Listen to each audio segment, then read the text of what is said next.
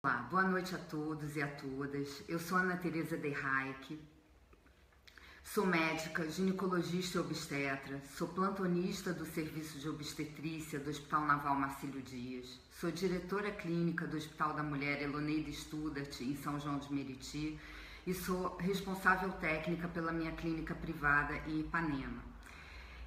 Antes de mais nada, eu queria agradecer a organização do evento pela oportunidade. Para mim é uma oportunidade muito cara, muito preciosa, para a gente conversar um pouco sobre um assunto que me mobiliza e me sensibiliza muito desde a minha época de residência médica.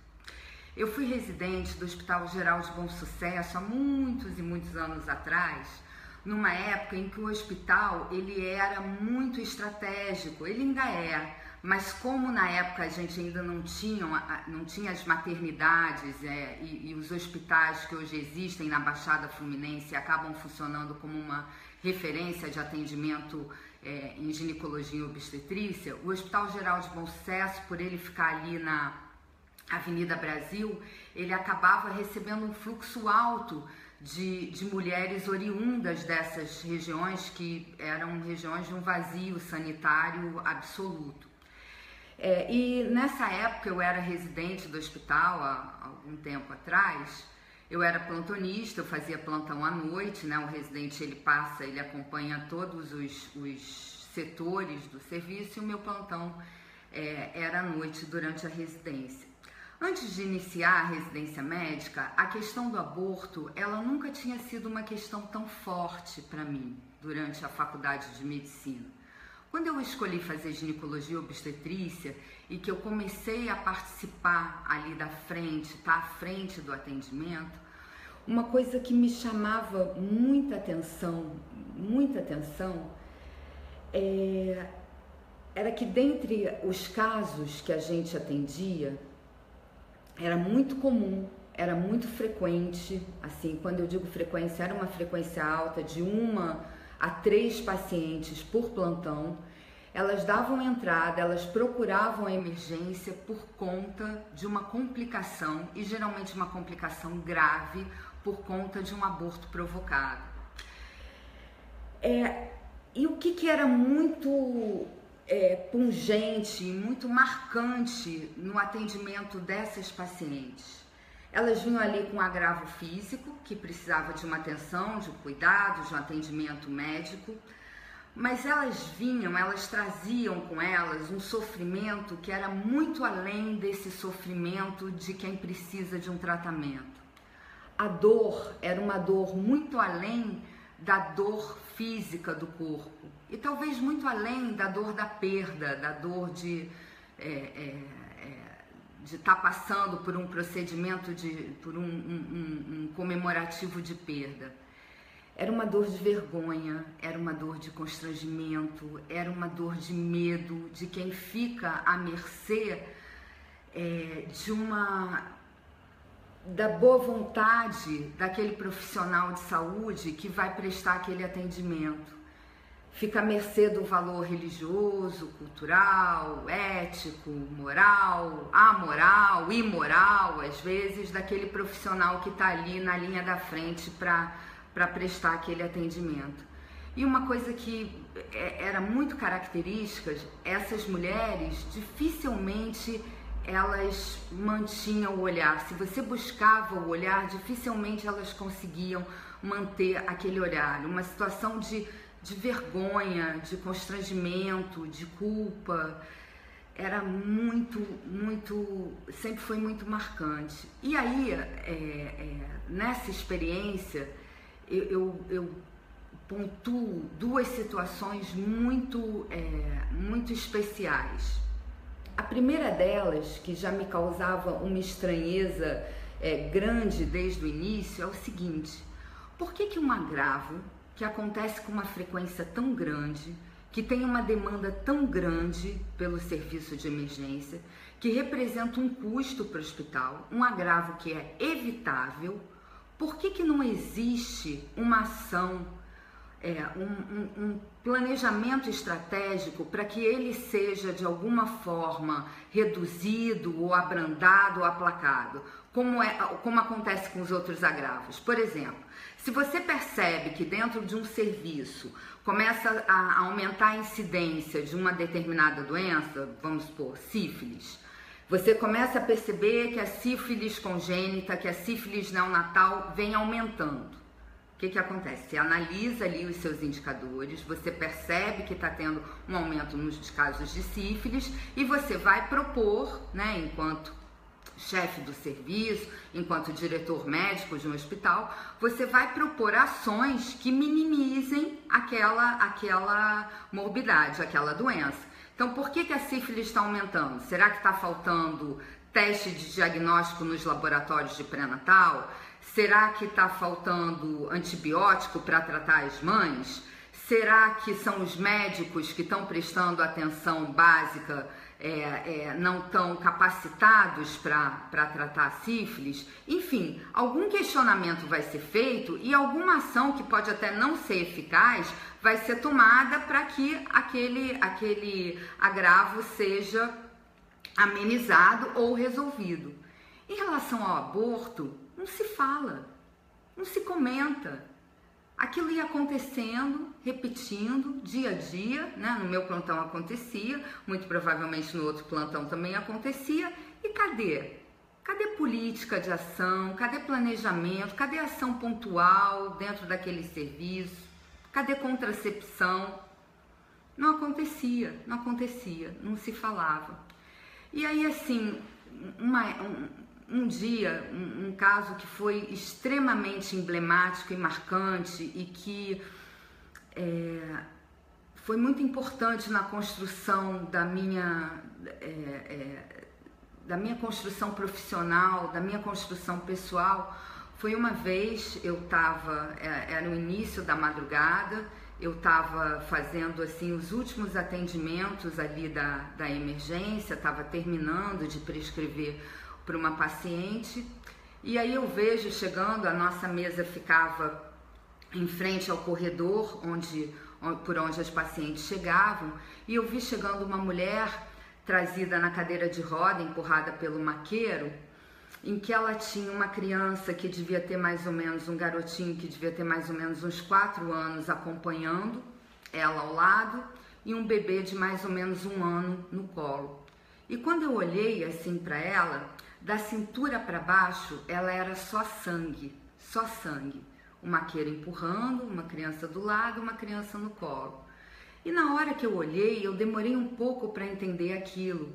Eu olhei para aquela mulher e falei, gente, paciente atropelada, por que ela foi trazida aqui para a maternidade? Que estranho. E assim que a cadeira foi se aproximando de mim, que eu olhei para ela, foi muito característico.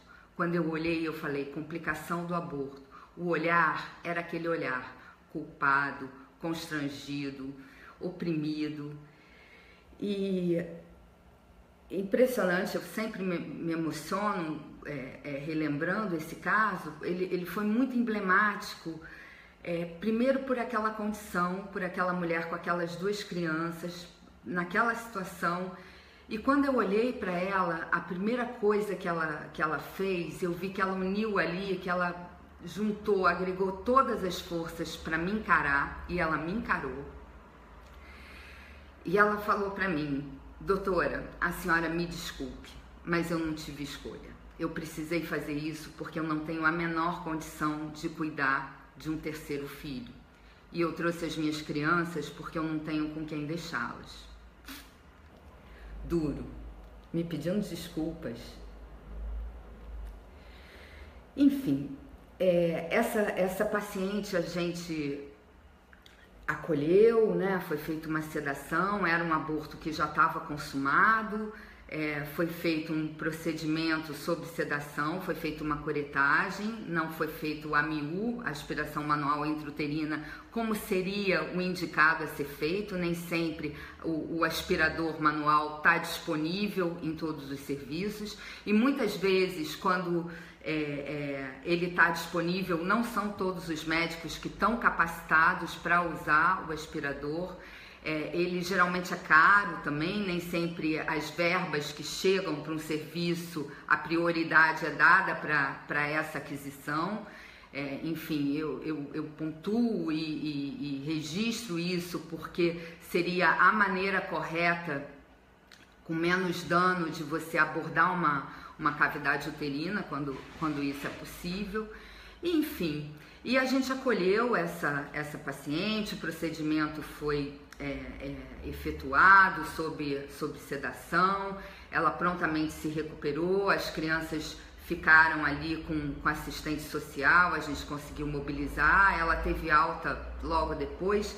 Mas por que ela foi tão importante para mim? Porque eu consegui estabelecer com ela uma relação e consegui marcá-la, embora isso não fosse o fluxo regular do serviço, e consegui marcar com ela para que ela voltasse dali a 20 dias no meu ambulatório. E quando ela voltou, eu tive a oportunidade de inserir um DIU, um dispositivo intrauterino de cobre, disponível no SUS, que conferiu a ela uma proteção contra a gravidez de 10 anos. Cheguei um pouco tarde, mas deu tempo de pelo menos fazer alguma coisa, quer dizer, talvez a recorrência do aborto dessa moça eu tenha conseguido evitar com essa ação simples de estabelecer um fluxo, né? Isso é muito importante. Eu poderia aqui enumerar vários casos que foram emblemáticos e várias histórias, todas são histórias tristes, né? Mas eu acho que esse caso ele ilustra bem o perfil da paciente, o retrato da mulher que passa, que se submete, que aborta. Uma outra coisa que aqui, uma contribuição super valorosa do Eduardo Gerde, que é um médico parceiro, amigo, ele está aqui me lembrando que é importante registrar que muitas vezes as mulheres retardam a procura aos serviços de saúde, às vezes com complicações graves, justamente pelo medo de serem mais constrangidas, de se sentirem mais constrangidas do que elas já foram quando se submeteram a aborto provocado em condições insalubres e escusas, e, enfim, clandestinas e tudo isso. Na época que eu fazia plantão no Hospital Geral de Bom Sucesso, não havia uma difusão tão ampla, né, da informação, dos processos, do processo técnico de abortamento pela internet, né? Já faz algum tempo, como eu falei, a internet não era tão difundida e as informações elas demoravam a chegar. Então também era muito comum você ver lesões causadas por permanganato de potássio, que não é uma substância abortiva, mas que causa um sangramento. Causa um sangramento porque ele faz uma corrosão da mucosa vaginal.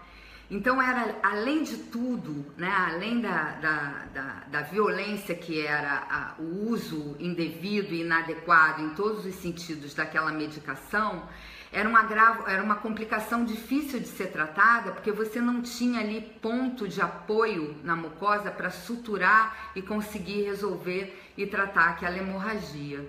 Enfim, mas o tempo foi passando, né? As coisas, ora para frente, ora para trás, um pouco mais à frente, foram caminhando. A internet entrou aí, eu acho que como uma grande aliada, e o acesso à informação acabou ficando mais difundido. E algumas publicações, principalmente, eu até mostro uma aqui, que eu super recomendo, que é disponível na internet, é uma publicação da Organização Mundial de Saúde. E por que eu digo que é super importante? Porque esse livrinho aqui, ele explica, ele faz um panorama da situação mundial da legislação do aborto, onde ele é mais permissivo, onde ele não é, o que isso afeta os indicadores de saúde daqueles lugares, onde ele é permitido, onde ele não é. E muito importante, ele traz os protocolos técnicos de como se deve conduzir o procedimento com segurança, para que ninguém se machuque, mesmo nos lugares onde o aborto não é legalizado. Então, super vale a pena a leitura, ter isso, o acesso a esse livrinho aqui da Organização Mundial de Saúde, que é disponível na internet. Chama Abortamento Seguro, Orientação Técnica e de Políticas para o Sistema de Saúde. O tempo foi passando, a informação foi sendo difundida e as mulheres acabaram, de uma forma ou de outra, entendendo que o permanganato de potássio não é uma substância abortiva, foram parando de usar o uso do misoprostol, que adquirido de forma ilegal começou a ser mais frequente, é o procedimento que a gente usa nos serviços de aborto legal. Então as lesões graves, as complicações graves acabaram ficando mais raras, mas elas não pararam de acontecer. E aí vem um outro momento que eu cito como muito marcante, que é o trabalho que a gente faz lá no Hospital da Mulher, em São João de Meriti, que tem um serviço de aborto legal e que tem um viés, porque o Hospital da Mulher Eloneide Studart, em São João de Meriti, repito, que tem o serviço de aborto legal, de acesso aberto, de emergência aberta, 24 horas, ele recebe as complicações de todo o estado. Como conta com uma UTI materna, a gente acaba colhendo as complicações graves de todo o estado. E aí é muito sórdido as histórias, são de uma tristeza absoluta. O que as mulheres hoje, no século XXI, ainda fazem na tentativa desesperada de interromper uma gravidez. É inacreditável, é indizível. Mas acontece, ainda acontece. Bom, já que eu falei do serviço de aborto legal, é importante enfatizar que o aborto já é permitido pela legislação brasileira em 3 situações. Em caso de risco de morte materna, em caso de feto anencéfalo e em caso de gravidez em consequência de estupro. Eu vou me ater à última, porque as outras duas, bem ou mal, a mulher já se encontra dentro de um fluxo de algum serviço de saúde. No caso do estupro, não. E é muito importante deixar bem claro que para ser feito esse atendimento e que para o aborto legal, por demanda, por conta, a pedido de uma mulher que tenha sido estuprada, ele não precisa de boletim de ocorrência. Ele não precisa de boletim de ocorrência. O boletim de ocorrência, ele é louvável de ser feito, mas ele acaba tendo uma outra proposição. É para que o agressor seja punido, é para que o processo criminal possa prosseguir. Para o atendimento da mulher no serviço de saúde, não é necessário esse boletim. Ela vai passar por um processo em que vão ser gerados 5 documentos, um termo de relato circunstanciado, um parecer técnico feito pelo médico, um termo de responsabilidade em que ela se compromete de que está falando a verdade, um consentimento livre e esclarecido que ela assina e, no fim, a autorização conferida pelo profissional de saúde que conduziu todo o processo. Isso parece ser uma burocracia muito grande, mas os serviços de aborto legal têm um fluxo muito ágil na conduta desses casos. E isso é feito concomitante ao preparo para o próprio procedimento. Então, o que eu aconselho e oriento as mulheres que tenham sido estupradas e que tenham engravidado em consequência de estupro, que elas procurem os serviços do SUS que tenham o aborto legal. Em princípio, toda maternidade teria que acolher e realizar o procedimento, mas esses lugares especificamente, eles já têm todo um preparo, toda uma capacitação dos profissionais para fazer uma acolhida mais respeitosa, menos sofrida e acaba fluindo. Aqui no Rio de Janeiro, a gente conta com a maternidade Fernando Magalhães, em São Cristóvão, com a maternidade Maria Amélia Buarque de Holanda, no centro, e com o Hospital da Mulher Eloneide Studart, em São João de Meriti. Bom, isto posto, eu acho importante falar sobre a importância de legalizar o aborto, no sentido de que você legaliza para você diminuir a incidência. Essa é a experiência do mundo. O mundo, que todas as regiões do mundo que legalizaram o aborto, conseguiram diminuir a incidência do aborto. Então você pode ser contra o aborto, mas você pode ser a favor da legalização do aborto, sem que isso necessariamente represente um conflito ou seja contraditório. Isso é possível. Por quê? Quando você tem um serviço de aborto legal, e agora eu estou falando do aborto voluntário, permitido em grande parte do mundo, no hemisfério norte ele é praticamente todos os países autorizam o aborto, vai variar a idade gestacional até quando ele é permitido. Você tem primeiro um aconselhamento pré-concepcional. E por que esse aconselhamento é tão importante? Porque algumas vezes no atributo, no susto do diagnóstico de gravidez, e essa gravidez sendo uma surpresa, não tendo sido planejada, a mulher ela pode em algum momento ficar confusa em relação a quais são as prioridades dela naquele momento.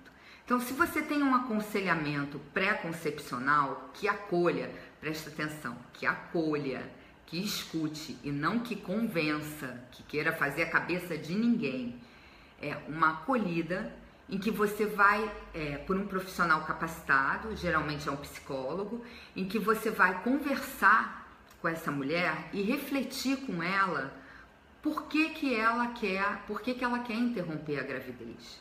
Se ela realmente está tranquila em relação à impossibilidade de prosseguir com aquilo. Esse pré-aconselhamento, ele é importante no sentido da mulher, quando for se submeter ao procedimento, está muito mais apropriada da sua situação, está muito mais senhora da sua vontade. E, por incrível que pareça, 15 a 20% das mulheres que são convocadas e que têm a oportunidade de refletir a respeito, desistem do procedimento. Ok, e tem 80% que vão realizar o procedimento.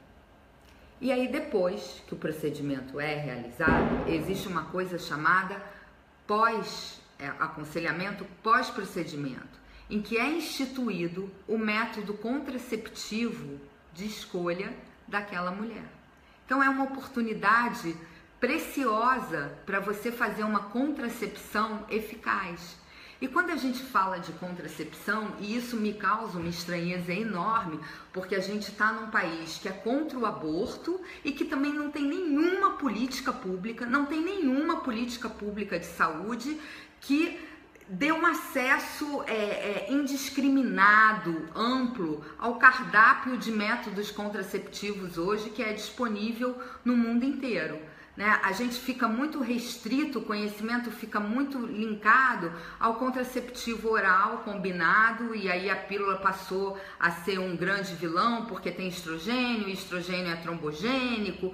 Enfim, é pertinente algumas contraindicações de estrogênio, mas não é só de pílula que vive a contracepção. A gente tem contracepção de todas as formas. Você pode tomar pela boca, você pode grudar um adesivo no seu corpo, você pode botar um implante subdérmico no seu braço, você pode colocar um DIU sem hormônio no seu útero, você pode botar um DIU com hormônio no seu útero, você pode tomar pílula com progesterona se você tem alguma contraindicação ao estrogênio, você pode usar diafragma.